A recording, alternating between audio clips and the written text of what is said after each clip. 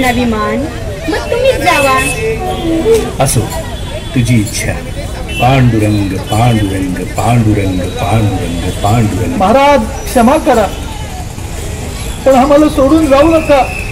याच साठी केला होता अट्टाहास. शेवटचा दिवस गोड व्हावा.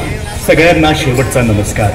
पांडुरंग पांडुरंग पांडुरंग पांडुरंग पांडुरंग वासुदेव हरि पांडुरंग हरि वासुदेव हरि पांडुरंग हरि वासुदेव हरि